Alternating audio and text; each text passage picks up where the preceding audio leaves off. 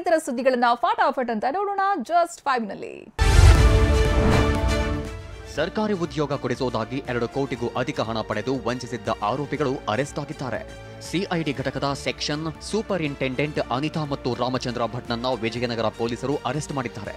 ಸಹಾಯಕ ಇಂಜಿನಿಯರಿಂಗ್ ಹುದ್ದೆ ಕೊಡಿಸುವುದಾಗಿ ಸುನಿಲ್ ಎಂಬೋರನ್ನ ವಂಚಿಸಿ 40 ಲಕ್ಷ ಹಣ ಪಡೆದಿದ್ರು.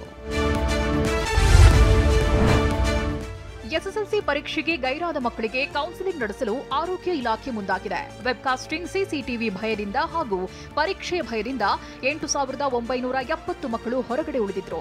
ಈ ವಿಚಾರವನ್ನ ಗಂಭೀರವಾಗಿ ಪರಿಗಣಿಸಿರುವ ಎಸ್ಎಸ್ಎಲ್ಸಿ ಬೋರ್ಡ್ ವಿದ್ಯಾರ್ಥಿಗಳ ಆತ್ಮಸ್ಥೈರ್ಯ ಹೆಚ್ಚಿಸುವಂತೆ ಆರೋಗ್ಯ ಇಲಾಖೆ ಹಾಗೂ ಮಕ್ಕಳ ಹಕ್ಕುಗಳ ಇಲಾಖೆಗೆ ಮೊರೆ ಹೋಗಿದೆ.